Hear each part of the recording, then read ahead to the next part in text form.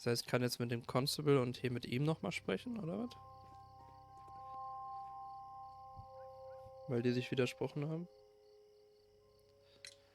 Mr. Turner, you have stated that you remained close by your window after the crime, is that correct? Oh, yes, Mr. Holmes. I stayed at my window until the policeman arrived to examine the dead bodies.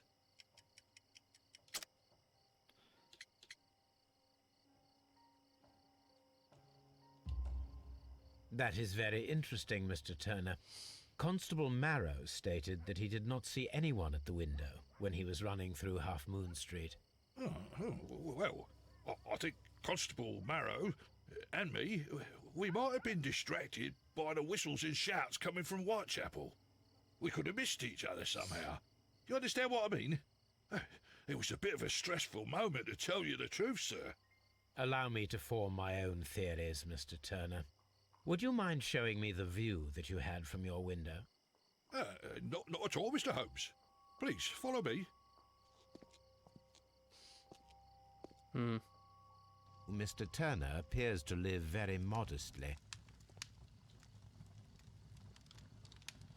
This fire is dying out.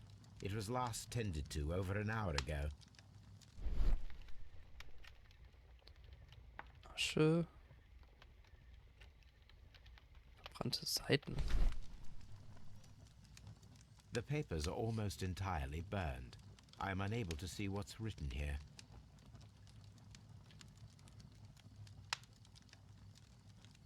These words are illegible. The papers were thrown into the fire just a short while ago. Spannend. Warum auch immer er das gemacht hat.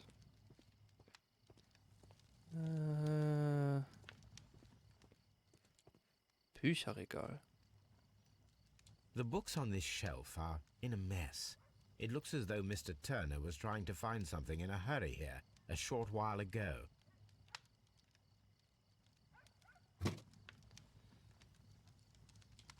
Oh. A perfect match. So, Mr. Turner broke his stick when it became stuck between the cobblestones. He did not mention that he was so near to the victims.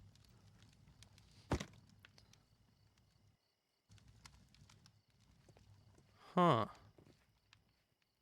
Mr. Turner was roused from his bed by the sound of gunshots.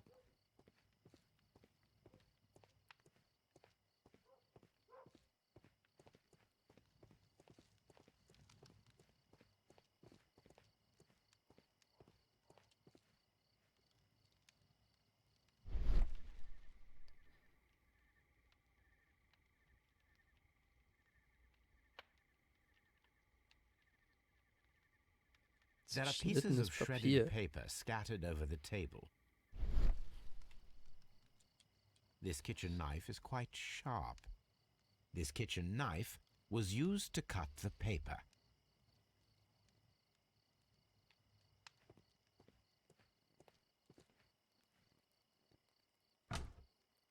So, that's the view Mr. Turner had when he opened the window.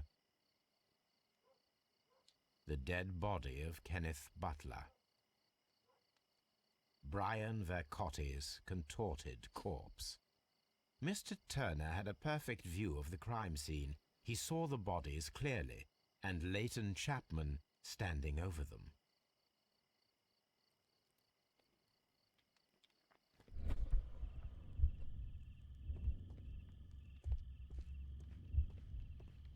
Steigt aus dem Bett. Öffnet das Fenster. Nein.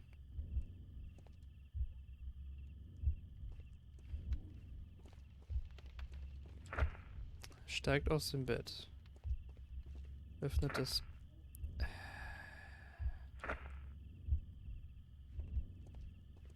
Öffnet das Fenster. Geht zur Leiche.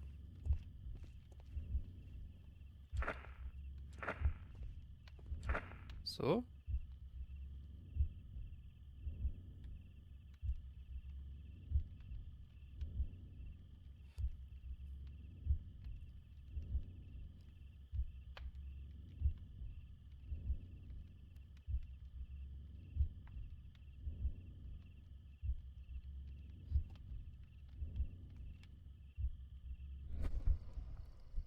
So Mr. Turner used a book to hide an object that he found on Kenneth Butler's body.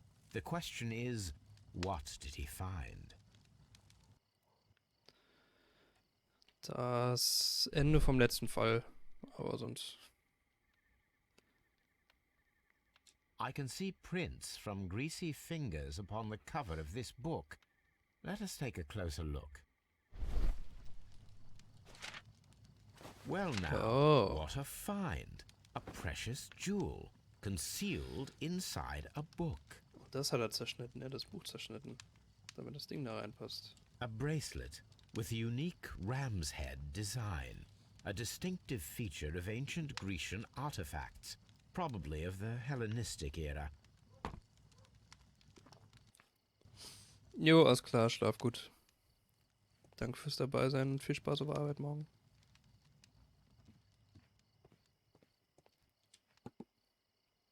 So, Kollege. Mr. Turner, how would it be possible for a man of advanced years, such as yourself, to rush from his bed to the window in a matter of seconds, as you have stated? Well, I'm able to move very quickly, despite my age. And when the situation requires it, Mr. Holmes. I highly doubt that, Mr. Turner. I observe that you suffer a severe limp due to your injured right leg.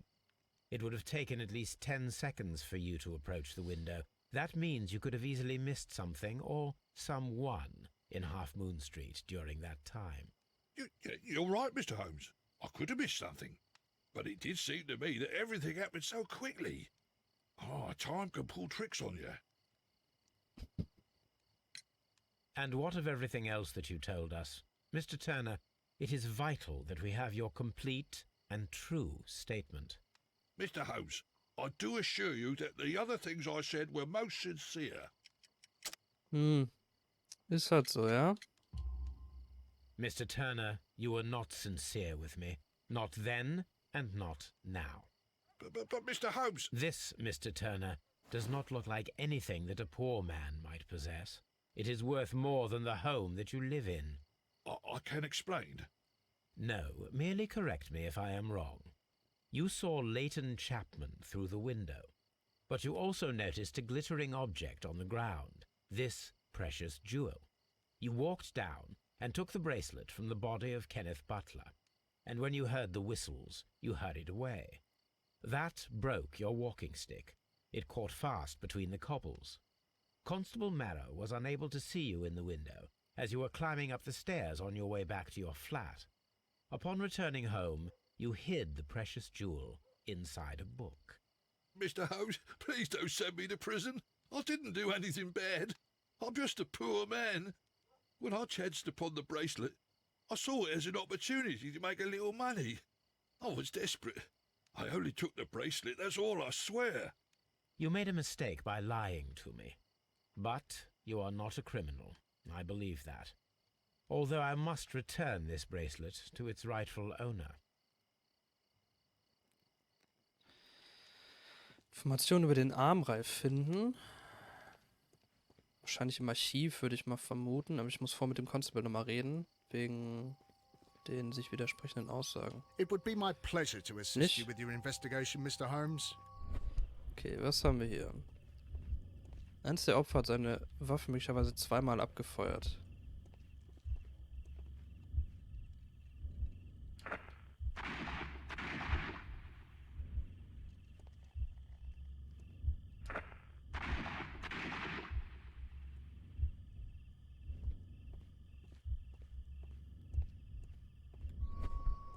I am unable to see any higher. I need to find something to lift my lamp. Wenig. To lift my lamp.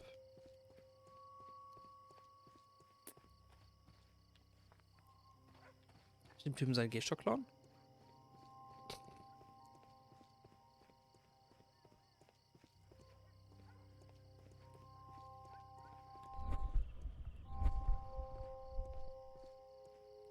Ah.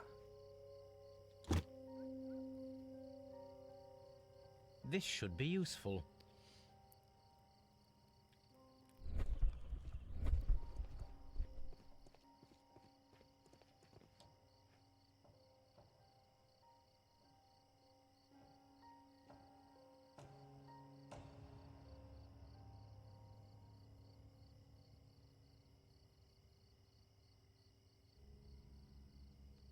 Nothing interesting here.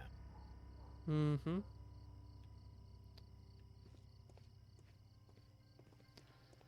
Das heißt...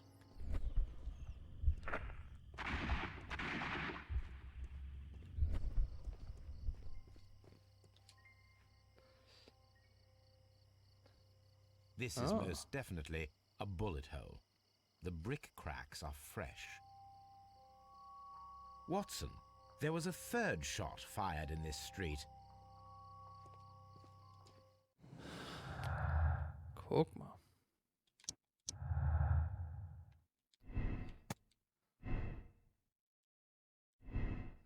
Schusswechsel. Kenneth Butler und Brian Vercotti sind bei einem Schusswechsel ums Leben gekommen. Sie hatten beide je einen Revolver. Einer der Waffen konnte nicht gefunden werden. Doppelmord. Kenneth Butler und Brian Vercotti sind Opfer eines Doppelmords geworden, der von einem einzelnen Täter begangen wurde. Das hatten wir ja gerade schon mal. Aber da brauche ich noch ein paar Hinweise für. Ich kann eine Schlussfolgerung ziehen. Gut.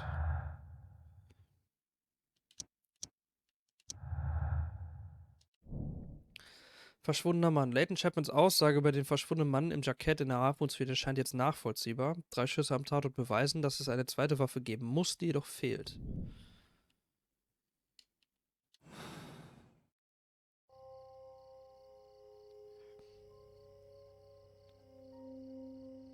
Jo, alles klar, kein Stress, Timo. Danke für dein Luck.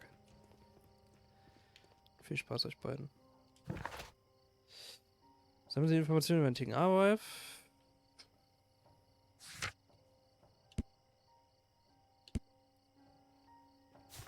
Im Archiv. Ich soll mit dem Constable reden nochmal?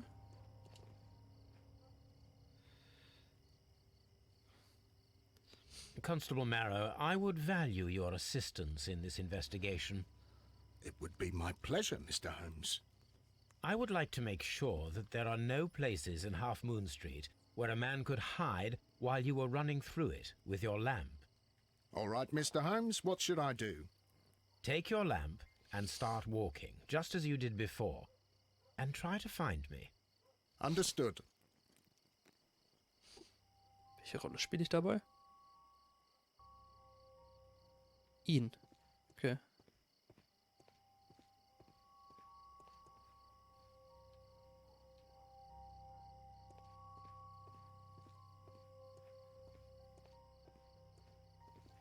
Wenn ich einfach so abbiege, sehe ich ihn hier nicht. I can see you very well, Mr. Holmes. All right, Constable. Let's try again. I'll find another place to hide. Also ich muss ihn tatsächlich suchen, okay. Einmal ist er doch bestimmt hier irgendwo hinter, oder? Jo, sag ich doch. Here you are, Mr. Holmes. All right, Constable. Let's try again. I'll find another place to hide.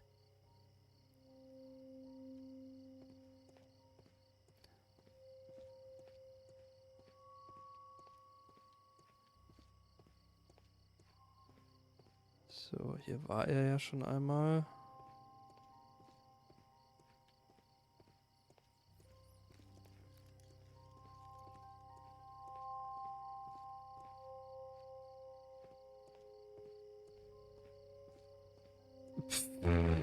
Mr. Okay. Holmes, it wasn't difficult to find you at all.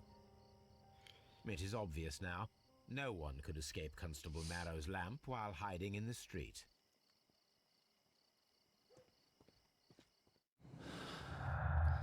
Sichtbare Ecken.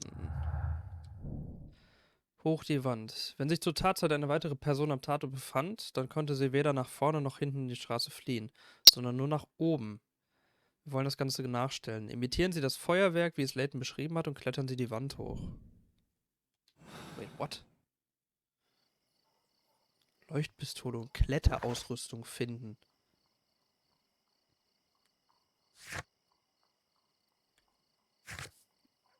What?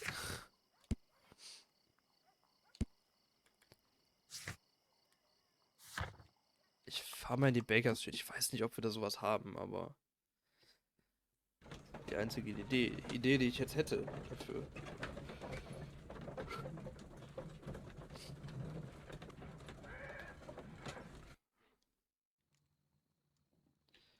Muss auf jeden Fall im Archiv ja sowieso irgendwas nachgucken, ne?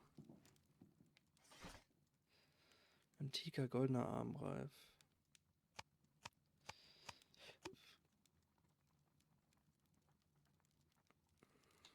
That is not the one I need. Zeitung. Enzyklopädien vielleicht.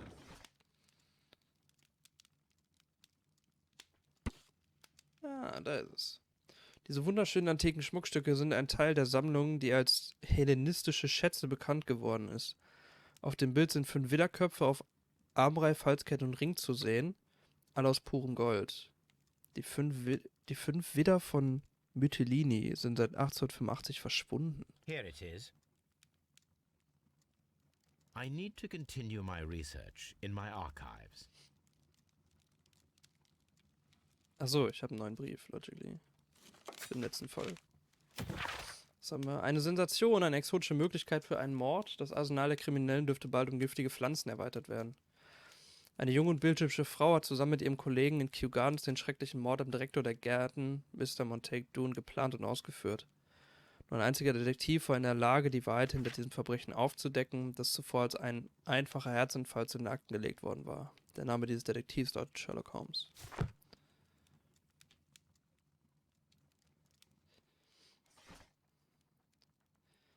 Fünf Widder von Mytilini.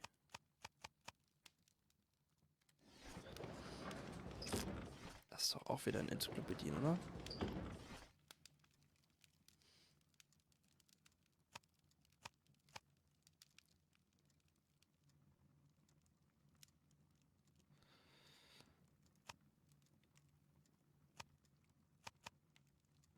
Hier irgendwas? That is not the one I need. Da ist es. Ah, Zeitung. Ist es doch bestimmt, oder? Jo. Ein heimtückischer Diebstahl. Gestern Abend wurden die sogenannten hellenistischen Schätze gestohlen, als sie gerade in einer Kutsche vom Britischen Museum zur Glassford-Ausstellung der feinen Künste transportiert wurden. Kenneth Butler, der Inhaber eines Pfandhauses, meldete sich bei Scotland Yard und gab an, dass ein Mann versucht habe, in seinem Pfandhaus in der Church Street eine Sammlung historischer Kunstwerke zu verkaufen. Danach gelang es der Polizei, den beschriebenen Mann zu verhaften, einen professionellen Dieb namens Vincent Foley, der gerade dabei war, London über den Hafen zu verlassen.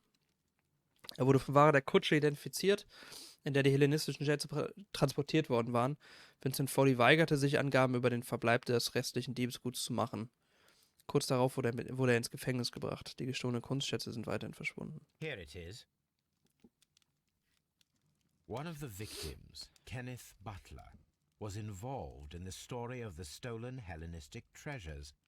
A visit to his pawn shop should tell me more. Klingt vernünftig. Was haben wir noch? Den Schlüssel. Wir müssen nochmal mit Layton reden, aber wir gehen erstmal zum Pfandhaus.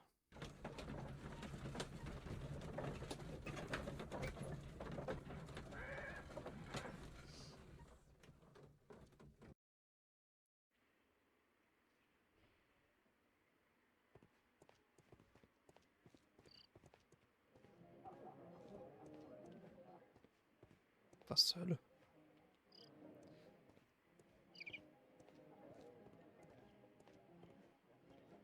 Hä, ist das?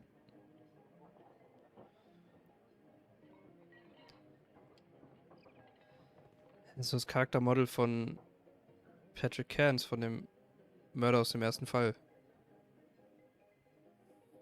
What the fuck?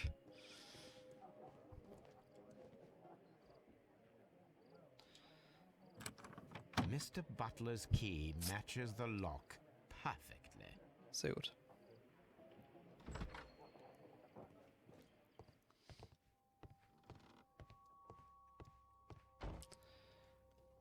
Gucken, was wir noch so haben hier.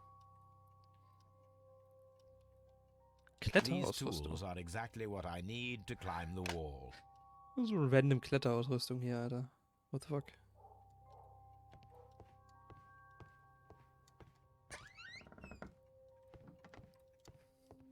Theke.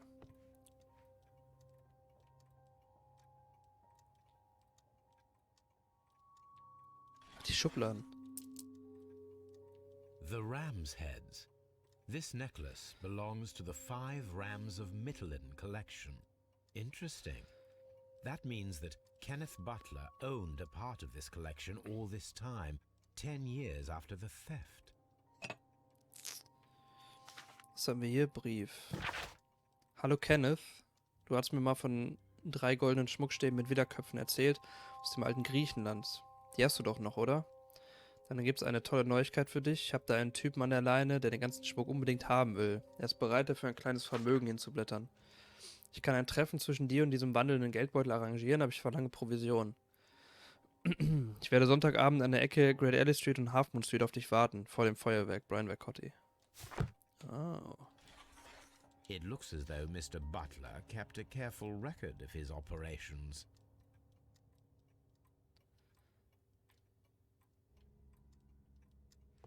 Aber da darf ich nicht reingucken, oder was? Finde ich frech.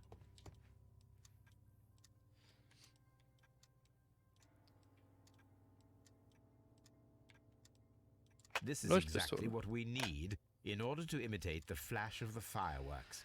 Okay, das ist ein bisschen random, dass das Zeug hier rumliegt, muss ich ja zugeben.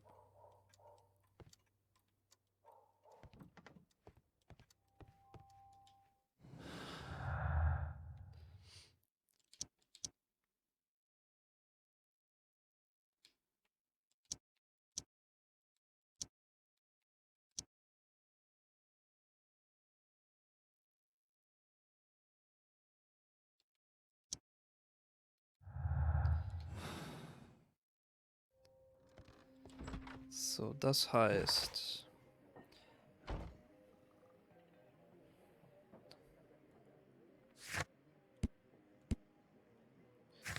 Ich mach das erstmal, bevor ich mit Layden rede.